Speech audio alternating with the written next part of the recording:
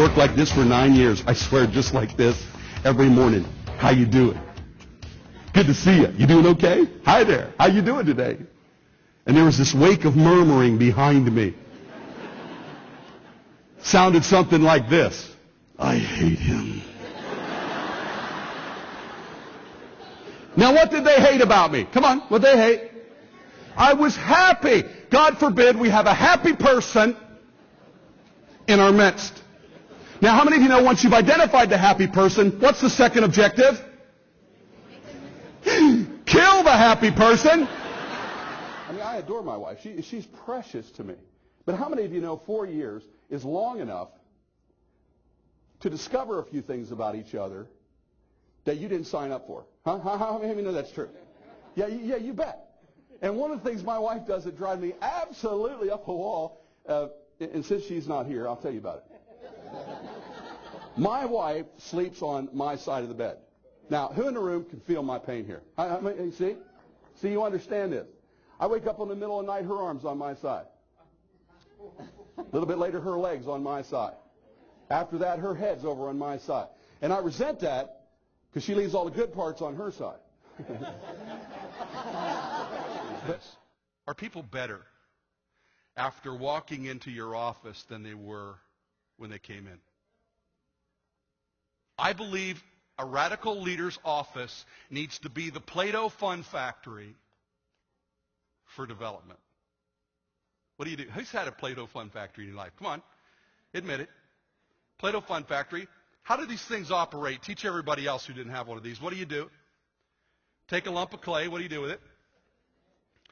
You put it down in this side over here. Open container. What's the next step? Help me out. No, you don't squish it yet. Keep that thought. Not there yet. Next step. Choose a shape. Thank you very much. You got to choose whether it's going to be like spaghetti, or it's going to be like a round thing, or it's going to be like a rectangle thing, or in healthcare we would pick what? A star. Exactly. You squish it. You apply pressure. Turn to your neighbor and say, I need to apply some pressure. Come on. Yeah. Pressure.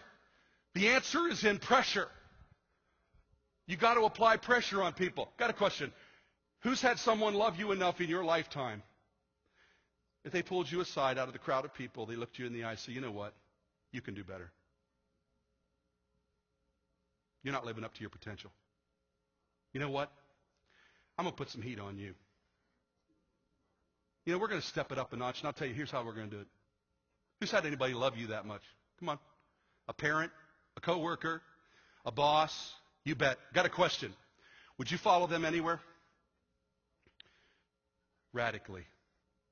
No matter where they go, no matter what they do, you will lay your life down for them. Why? Because they believed in you. And they were willing to apply pressure to help you succeed. I look at them, I go, I am a professional speaker. And you can see all the blood drain from their face. You know what I'm saying? They're like, oh my God, I'm on a plane for 2.5 hours with a professional talker. No, that is not what I say. I do not say that. That's what a typical person would say. I look at them and say, what do? I go, I encourage and inspire others to seek, discover, explore their ultimate potential.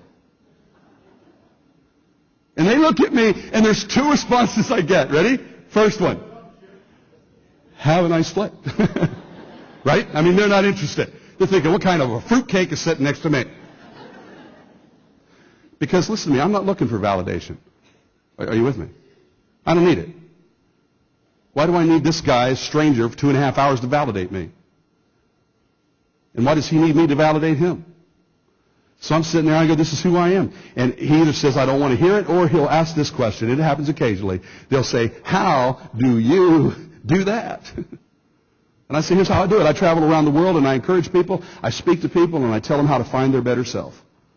You have a better self, don't you? And they'll say, well, probably, yeah. I talk about how to have a better life, how to have a happier life, to feel better about themselves. And I say, you're happy about your life, aren't you? Now, listen to how about 90% of the people respond to that question. Sounds something like this. My life sucks. Now, just hang in there a minute. Just hold on. Think for a minute how lucky this person is. Are you ahead of me? Watch it. They are sitting beside a person whose purpose it is. It's to encourage and inspire others to discover their ultimate potential. Got a question. Has this person whose life sucks hit the airline ticket jackpot? I mean, got a question. Could they have a better seat on that plane? Oh, no. And here's my point. It has nothing to do with my importance. It has to do with what? The fact that I know why I'm there. And usually we end up talking. They'll give me a business card. We keep in touch. And I cannot tell you the countless number of times that someone has called or emailed me and said, Chip, thank you. Thank you for spending that time with me. Now watch this. That plane's flying at 35,000 feet. But I'm going about 50. Why? Because I'm important? No. But listen, I am incredibly significant. And so are you. Do you have any idea how significant you are? I mean, can you really get your head around that? I mean, you walk past people all day long and you have no idea they could be going through a divorce or their kids are on crack or, I'm serious, I mean, this is tough. And you're in a position of leadership. Now watch me. Sometimes just the glance across the room, sometimes the turned up corners of your mouth in a smile, listen to me, can light up a life. And do you walk around with a sense of awareness of that? Or you just cluelessly walk through the hallway hoping to get from point A to point B? My point is simply this. You're missing divine moments all the way along your journey. God bless you.